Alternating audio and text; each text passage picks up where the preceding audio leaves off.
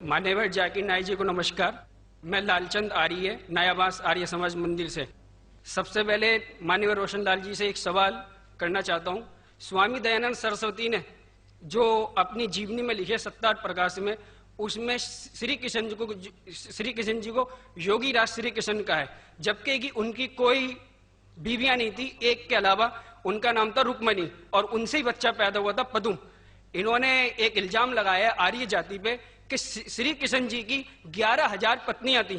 कृपया आप समाधान करें और इसका जवाब आप पूर्ण लें इनसे कि इन्होंने जो इल्जाम लगाया है क्या वो सही है या गलत है। जवाब के लिए इंशाल्लाह मैं हाजिर हूं। इधर सवाल मुझसे पूछा जाएगा इंशाल्लाह। शंकराचार्य अगर चाहते मैं जवाब के बाद इजाफा करना चाहते मैं उन्हें दे दूंगा इंशाल्लाह। मैं भी तालिब इल्म हूँ अल्हम्दुलिल्लाह, सिर्फ कुरान का नहीं, वेद का भी, महाभारत, रामायण इंशाल्लाह। पहले आपका सवाल दूंगा इंशाल्लाह, बाकी जो शंकराचार्य ने कहा उसका भी जवाब दूंगा। भाई साहब ने कहा कि जो मैंने इल्जाम लगाया कि कृष्ण के 16,000 से ज्यादा बीवी थी, वो इल्जाम ने वो आपके महाभारत में लिखा हुआ है। और कृष्ण की एक बीवी नहीं 8 बीवियां थे, 8 बीवियां थे, उसमें से रुक्मणी थी, 8 बीवियां थी। उसके बाद 16,100 जब जंग के हालत के अंदर उनने 16,100 से शादी की।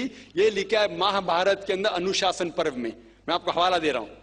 किसी भी धर्म में, किसी भी मजहब में जब आप तकरीर करते हैं, जवाब देते, उसका हवाला होना चाहिए किताब से। मैं कहता हूं या कोई स्वामी कहते या शंकराचार्य कहते, उसकी वैल्यू 0 है।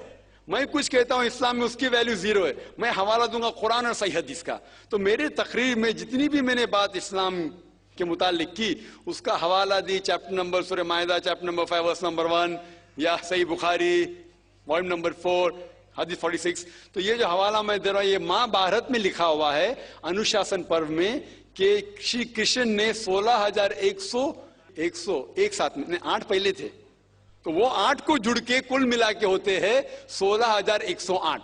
तो 16,100 साथ में उन्होंने की।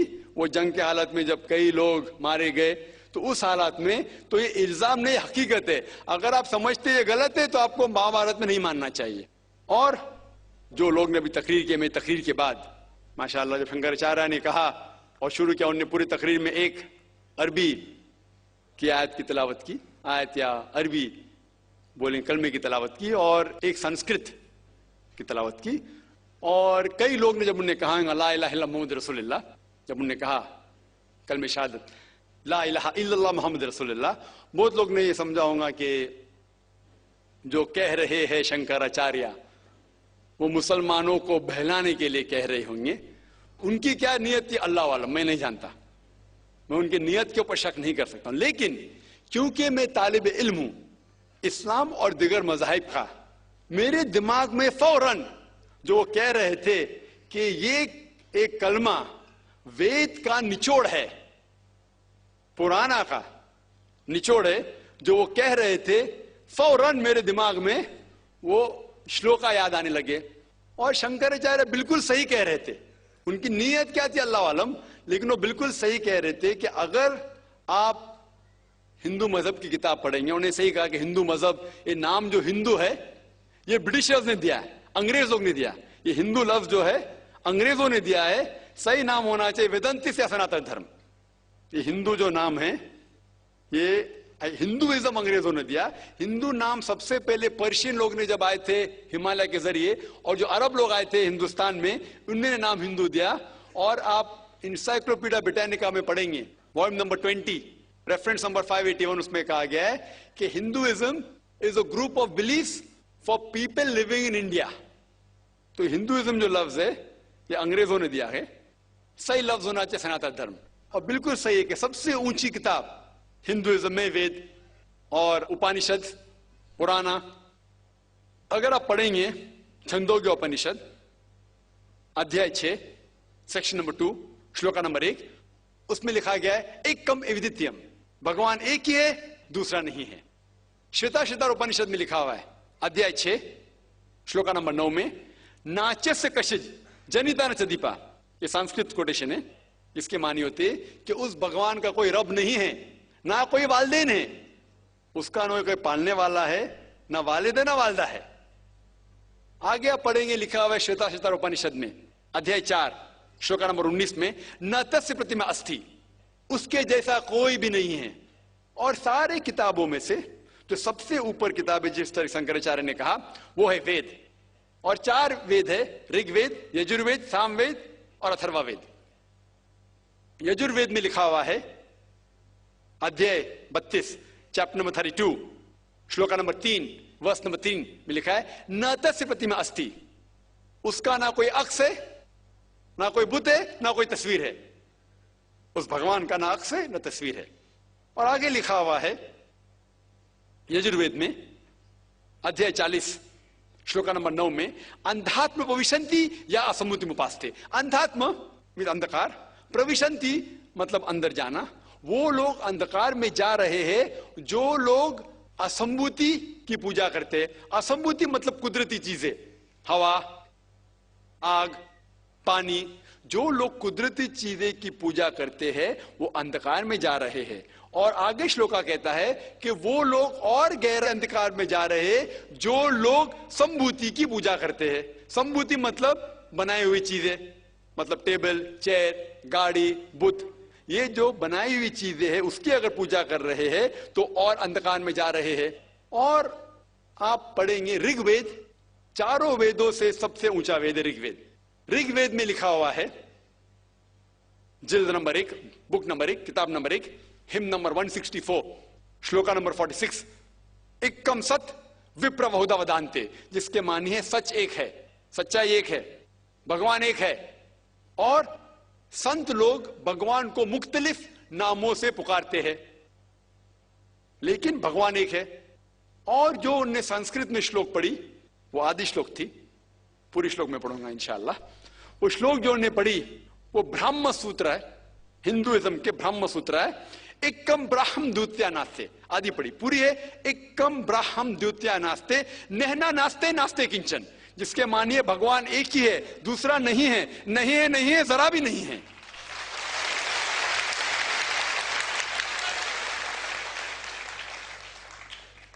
ये पूरा ब्रह्म सूत्र है। वक्त की किल्लत की वजह से उन्हें आधा पढ़ा और मुझे ऐसा लग रहा था जैसे कि उनने मेरी एक तकरीर सुनी जिसका मौजू है similarities between Hinduism and Islam. Hinduism और इस्लाम में यकसानियत। ये हो गया पहले पाठ कलमा का, ला इलाहा इल्लल्लाह, ना कोई माबूद है अल्लाह के सिवा। अभी दूसरे पाठ है मोहम्मद सल्लल्लाहु अलैहि वसल्लम, मोहम्मद रसूलुल्लाह, मोहम्मद सल्लल्लाहु अलैहि वसल्लम रसूल है। और अगर आप पढ़ेंगे, इसके ऊपर एक तकरीर में दी है सिर्फ मोहम्मद सल्लल्लाहु अलैहि वसल्लम के बारे में जिक्र दिगर मज़ाहिब की किताबों में, खुसूसन हिंदुइज्म के। और अगर आप पढ़ेंगे पुराना का जिक्र किया उन्होंने, भविष्य पुराना में पर्व 3 खंड 3 अध्याय 3 श्लोका 5 to 8, उसमें लिखा हुआ है कि एक मलेच्छा आएगा। मलेच्छा मतलब फॉरेनर, बाहर का कोई शख्स आएगा, उसका नाम होगा मोहम्मद। वो अपने साथियों के साथ आएगा, जिसका मतलब साहबियों के साथ, और वो लोग को सही दिशा दिखाएगा और राजा भोज उनको इज्जत देंगे। आगे पढ़ेंगे आप भविष्य पुराना पर्व 3 खंड 3 अध्याय 3 श्लोका 10 से लेके 27 तक। उसमें लिखा हुआ है कि ये शख्स आर्य धर्म को फैलाएगा, सच्चा धर्म को फैलाएगा, और इस शख्स के मानने वाले दाढ़ी उगाएंगे, सिर पे शेंडी नहीं रखेंगे, लोग को नमाज के लिए बुलाएंगे, एक इनकिलाब दुनिया में लेके आएंगे, गोश्त खाएंगे लेकिन सूअर का गोश्त नहीं खाएंगे, और ये सच्चाई फैलाएंगे। उनका नाम है मुसलमान। ऐसे कई मोहम्मद सल्लल्लाहु अलैहि वसल्लम का जिक्र भविष्य पुराना में है, ऋग्वेद में है, सामवेद में है, अथर्ववेद में है, और खुसूसन अगर आप पढ़ेंगे पुराना में भी है जिसका नाम है कल्कि पुराना। और कल्कि पुराना अगर आप पढ़ेंगे अध्याय 2 chapter number 2 verse number 4, 5, 7, 11 and 15, जिसका भागवत पुराना में भी जिक्र है, volume number 2 verse number 18 to 25, 18 से 25 तक, जिसमें कल्कि पुराना का जिक्र है। कल युग में एक शख्स आएंगे जिसका नाम है कल्कि। उनके वालिदा का नाम है सुमति और वालिद का नाम है विष्णु यास। सुमति के मानिए अमन, अमन करने वाली। और हम जानते हैं कि हमारे पैगंबर आखिरी पैगंबर सल्लल्लाहु अलैहि वसल्लम के वालिदा का नाम था आमिना, जिसका मतलब है अमन फैलाने वाले। और विष्णु यास मतलब भगवान की इबादत करने वाला, और हम जानते हैं मोहम्मद सल्लल्लाहु अलैहि वसल्लम के वालिद का नाम अब्दुल्ला था। इस तरीके से मोहम्मद सल्लल्लाहु अलैहि वसल्लम के आने का जिक्र कल की पुराना में है और भागवत पुराना में भी है। तो इस बुनियाद पर ये पूरी तकरीर कर सकता हूं मैं 2 घंटे के लिए, 4 घंटे के लिए, सिर्फ मोहम्मद सल्लल्लाहु अलैहि वसल्लम का जिक्र हिंदू मजाहिब की किताबों में। अभी वक्त नहीं है, लेकिन ये दोनों जोड़ के जो शंकराचार्य ने बिल्कुल सही कहा, ला इलाहा इल्लल्लाह मोहम्मद रसूलुल्लाह के निचोड़े का ना कोई माबूद है अल्लाह के सिवा, और मोहम्मद सल्लल्लाहु अलैहि वसल्लम के पैगंबर है।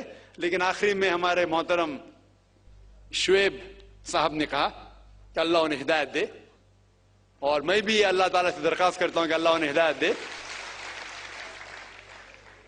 ना ही सर कटाने की इस्लाम के लिए, इस्लाम के ऊपर अमल करने के। हो सकता है कि काफी चीज पर अमल करते होंगे, लेकिन मुकम्मल जिस तरीके से कहा गया है उनके वेद के अंदर कल की पुराना में, एक शख्स आएंगे जो आपको सीधी रास्ता दिखाएंगे। वो जिक्र है कल की के बारे में, जो जिक्र है मोहम्मद सल्लल्लाहु अलैहि वसल्लम के बारे में, और उन्हें इस्लाम की किताबें पढ़ी अल्हम्दुलिल्लाह सुम्मा अल्हम्दुलिल्लाह। और इंशाअल्लाह मैं भी दुआ करता हूं कि अल्लाह ताला शंकराचार्य को हिदायत दे। तो जो भी सवाल का जवाब है अल्हम्दुलिल्लाह किताबों के हवाले से होना चाहिए, वो सही जवाब है।